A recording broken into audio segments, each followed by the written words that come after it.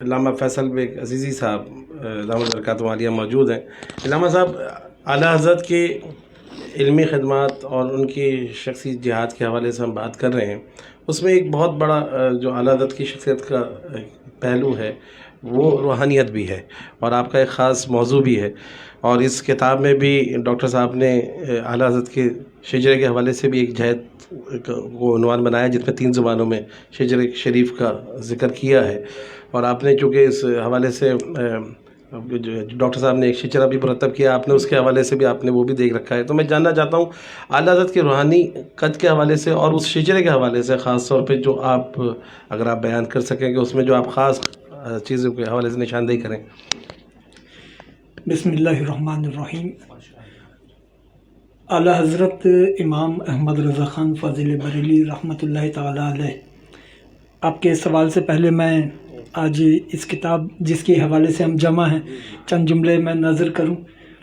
25 جہتی خدمات رضا یہ طالب علموں کے لیے، علم کے شائق افراد کے لیے ایک رہنما کتاب اس وجہ سے ہے کہ اس میں اعلیٰ حضرت کی علمی خدمات کا سفر نہیں کرایا گیا، گلی دکھا دی گئی کہ یہاں سے چلے جائیں۔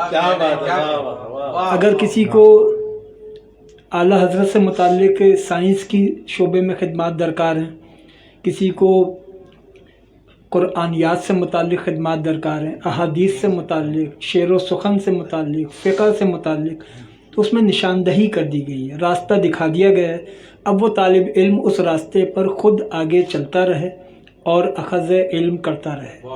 میں کیونکہ MBA مارکیٹنگ میں نے کیا، اس لیے مجھے ایک جملہ میں اعلیٰ حضرت کے حوالے سے مارکیٹنگ کے تعلق سے میں عرض کروں کہ پہلے یہ ہوتا تھا کہ آدمی کو گوشت خریدنا ہے تو وہ الگ دکان پہ جائے گا، سبزی خریدنی ہے وہ الگ دکان پہ جائے گا، دال خریدنی ہے الگ دکان پہ جائے گا، اگر اسے ٹی وی اور فریج خریدنا ہے تو وہ الگ دکان پر جائے۔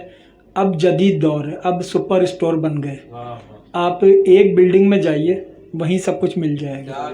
اعلیٰ حضرت دنیا علم کا سپر نہیں سپرب اسٹور ہے، جہاں پر آپ داخل ہوں تو ایک چھت کے نیچے آپ کو سب کچھ مل جائے گا، آپ کو پھر ادھر ادھر کہیں بھی جانے کی ضرورت نہیں۔ اور پھر آپ نے جو اعلیٰ حضرت کی روحانیات کے حوالے سے فرمایا، تو روحانیات میں، تصوف میں صحبت شیخ کی بہت زیادہ اہمیت ہے، اور وہ صحبت شیخ کا اہتمام بھی اعلیٰ حضرت کے ہاں موجود ہے اگلے زمانوں کے لیے۔ یعنی آج اگر میں چاہوں کہ اعلیٰ حضرت کی مجلس میں جا کر بیٹھوں تو میرے پاس اس کا بڑا آسان طریقہ ہے کہ میں ملفوظات اعلیٰ حضرت کھولوں اور پڑھوں، کیونکہ ملفوظات اعلیٰ حضرت 4 جلدوں میں وہ اعلیٰ حضرت کی صحبت ہے، اعلیٰ حضرت کی مجلس ہے۔ جب ہم ملفوظات پڑھتے ہیں تو ہم اس مجلس میں موجود ہوتے ہیں۔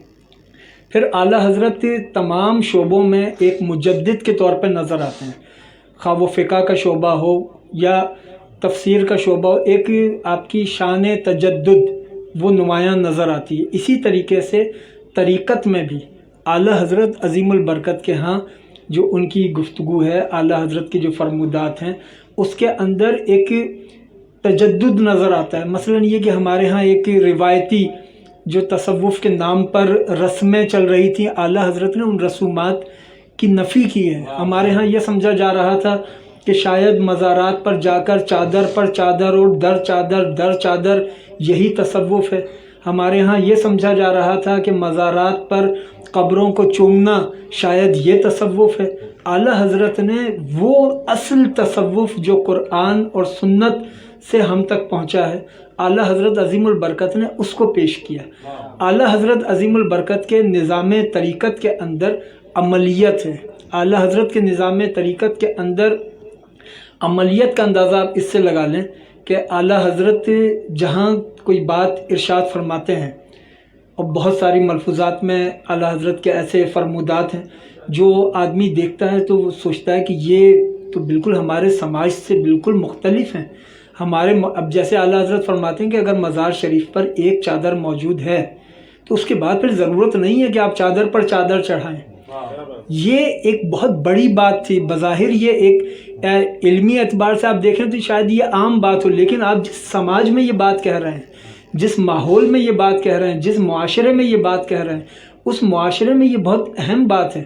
اعلیٰ حضرت امام احمد رضا خان فاضل بریلوی رحمۃ اللہ تعالیٰ علیہ، آپ نے اپنی اسفار میں محبوب الہی نظام الدین اولیاء کے مزار شریف کا حوالہ دیا۔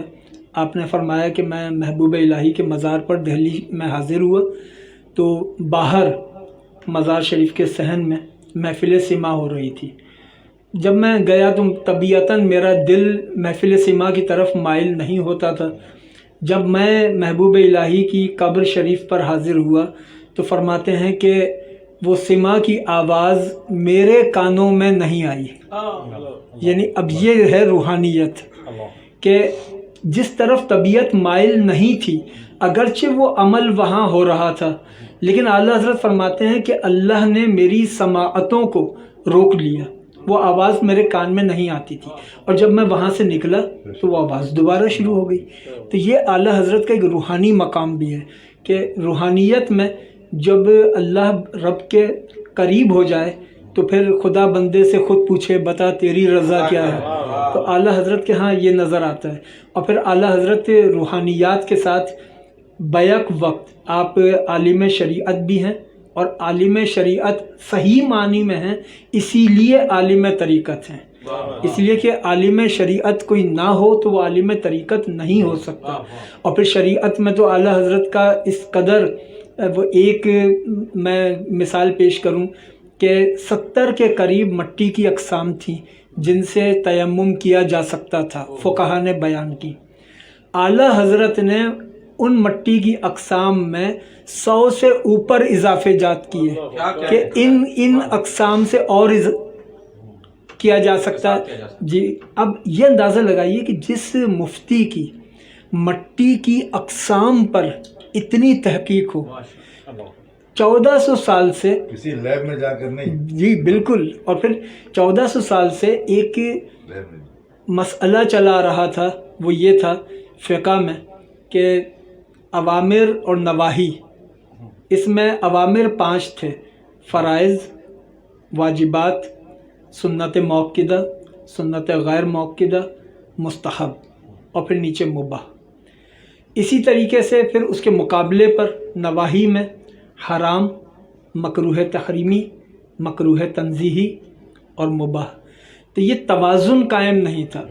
ڈاکٹر صاحب نے اپنی اس 25 جہتی خدمات میں اس توازن کو بڑے حسین پیرائے میں پیش کیا ہے، اور ایک پورا نقشہ بنا کر، تاکہ اس کی انڈرسٹینڈنگ ہو جائے کہ فرض یعنی وہ کام اوامر جو کرنے ہیں، وہ نواہی جو نہیں کرنے۔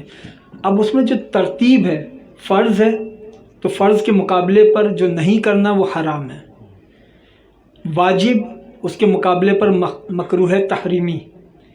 اب سنت مؤکدہ وہاں تھی پہلے مکروہ تنزیہی، اعلیٰ حضرت نے سنت مؤکدہ کے مقابلے پر اساءت، پھر اس کے بعد سنت غیر مؤکدہ، وہاں مکروہ تنزیہی، مستحب اس کے مقابلے پر ترک اولا، اور پھر مباح درمیان میں کامن ہے۔